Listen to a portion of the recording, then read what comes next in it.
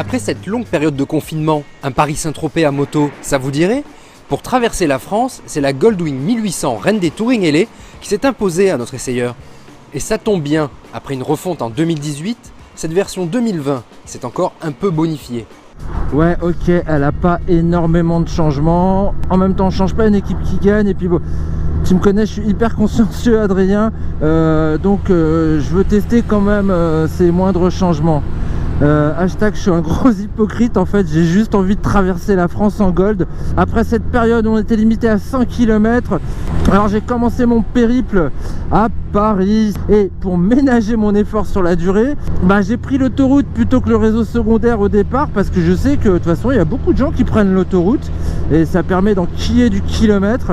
Et alors ce qui est déjà super sympa sur l'Autor, c'est le régulateur de vitesse. Ce qui est sympa aussi, c'est la protection, mais une protection de folie. Ça, c'est une référence, hein. Pour moi, il y a deux bécanes qui protègent super bien. Il y a l'Electra chez Harley et puis il y a la Gold. Pourtant je suis grand, hein, je fais 1m83, mais quand j'ai la bulle qui est à son plus haut niveau, et j'ai aucun remous au niveau du casque. Ça fait une petite bulle en fait qui vous préserve. On entend le bruit du moteur, mais bon, je le trouve pas vraiment oppressant. Avec les 7 rapports, on arrive à rouler à peu près à 2500 tours, donc il tourne pas trop fort, il consomme pas trop. Moi j'ai relevé en moyenne à 130 une conso qui est à peine supérieure à 6 litres. Alors oui, j'ai bien changé. Avant je traversais la France avec mon Gex, et aujourd'hui je suis quand même bien content de bénéficier du confort d'une telle bécane avec ses suspensions électroniques calées sur les modes de conduite. Et là je me suis aussi mis sur la cartographie éco, qui permet d'avoir des accélérations mesurées et d'avoir un setting de suspension optimal, pour rouler sur les longs rubans autoroutiers. Maintenant le reste, on va passer au réseau secondaire, et là je vois le Ventoux qui se profile à l'horizon.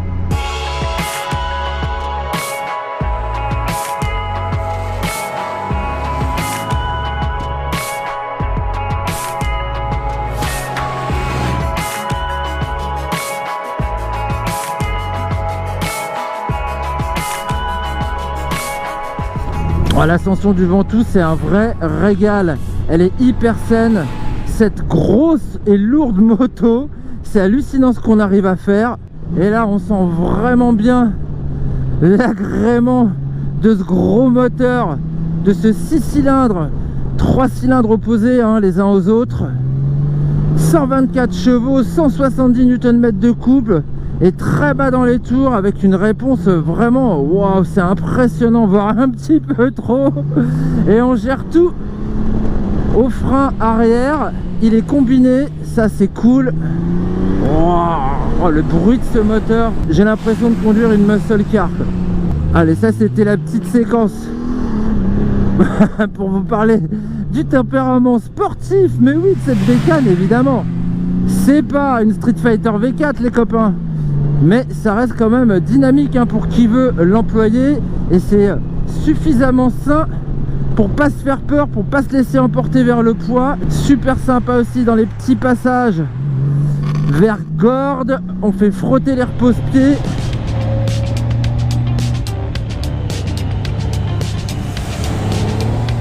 Cap maintenant sur la Provence, vers Saint-Tropez, destination finale de ce road trip. Après un passage dans le Luberon, la Gold prend un coup de soleil, troquant sa robe noire et grise contre un délicieux blanc perlé, lui aussi nouveau coloris de la gamme 2020. Allez, je me remets en mode tour. Voilà, on est sur un truc qui est un petit peu plus posé. Dans les petits enchaînements, elle est facile. Bon, elle n'est pas agile évidemment. On sent le long empattement qui, en plus de son châssis pour le moins rigide, faut quand même contenir toute cette masse. Et ce grand empattement lui assure une tenue de route aux gros oignons plutôt qu'aux petits oignons. C'est la classe. Tout en progressivité. Elle est tellement saine avec son châssis en aluminium que on s'amuse à prendre de l'angle. Les transferts sont vachement bien contenus justement. On utilise bien le frein arrière sur la cartographie Tour. Je trouve que la répartition elle est super bien pensée. On garde une très bonne assiette, ça plonge peu. Pourtant on voit la fourche là, la fourche à double triangulation qui arrête pas de s'agiter, c'est rigolo. Et moi dessus je sens rien, ça filtre hyper bien, c'est dingue. Ah, c'est cool, quel confort, quel confort. Ah, la Gold, ça a toujours été ça. On a fêté le 40e anniversaire il n'y a pas très longtemps. On comprend pourquoi ce modèle est un des plus vieux, si ce n'est le plus vieux de la production actuelle. Ah, je trouve que les passages de cette boîte, ils sont très onctueux. Ouais, le DCT sur la route, il a évolué, il est encore plus instinctif. C'est marrant quoi, on dirait qu'il lit dans mes pensées le truc quoi. Moi je m'attendais à avoir un petit peu de difficulté à trimballer toute cette masse en mouvement. C'est 383 kg tout plein fait, mais dès les premiers tours de roue quoi, on n'a pas passé 10 km/h que déjà elle a un super équilibre quoi. On a un anti-patinage qui est également assez prévenant, assez rassurant.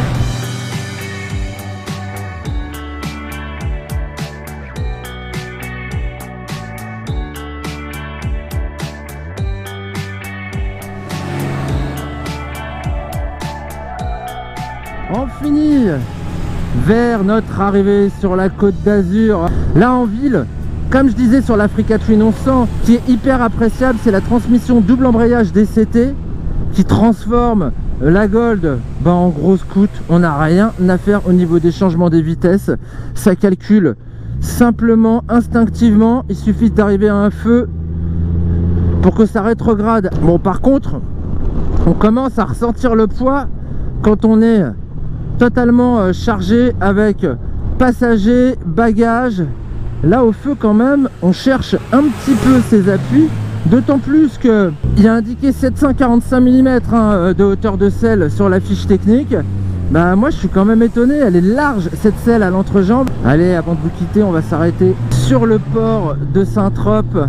Je voudrais vous montrer 2 ou 3 petites choses avant que l'on se quitte. Je veux dire pourquoi la Goldwing est un peu la référence de ce qui se fait en termes de toureur et qu'est-ce qui justifie son tarif. Ça flopait d'équipement bien évidemment.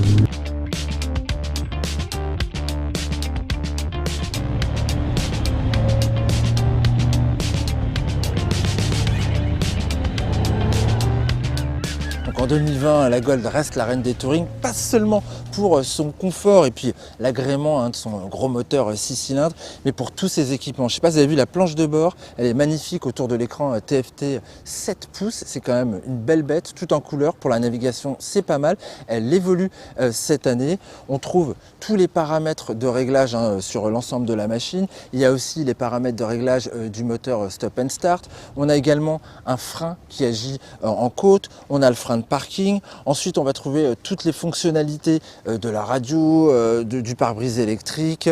À côté de ça, on a également l'airbag. C'est la seule à disposer de l'airbag. Ça aussi, c'est quand même pas mal niveau sécurité.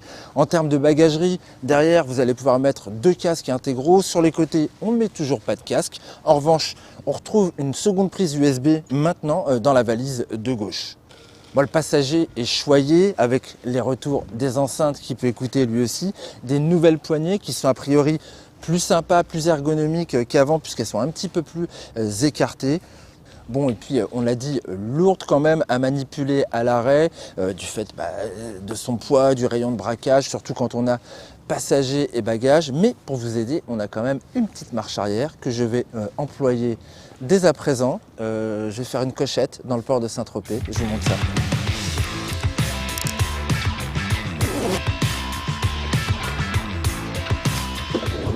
On allume le 6 cylindres, petite marche arrière. Hop, on appuie sur le moins de la transmission manuelle. Attention au port. Bon allez, on repart. Bon, c'était sympa cette petite traversée de la France quand même. Je ne l'aurais pas fait en CBR. Bon allez, je vais aller me prendre une glace à Saint-Trope.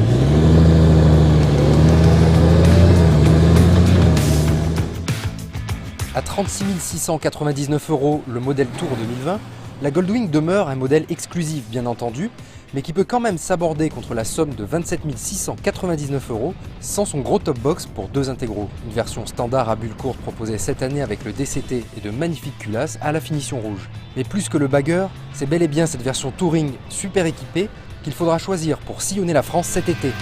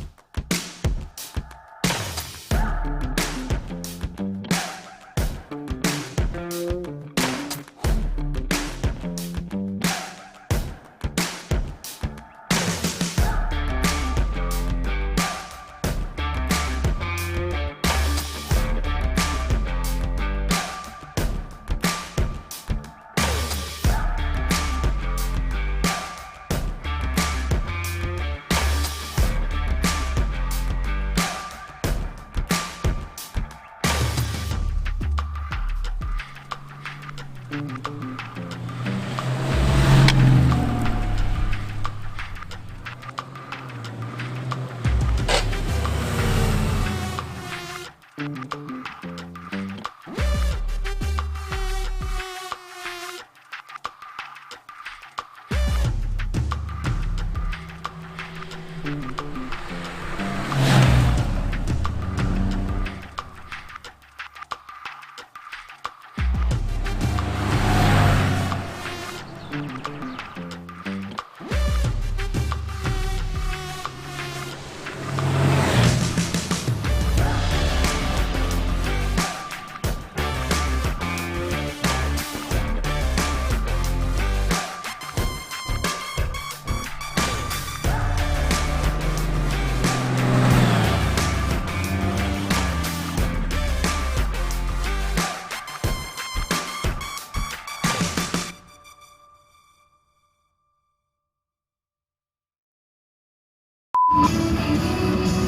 c'est bon ça.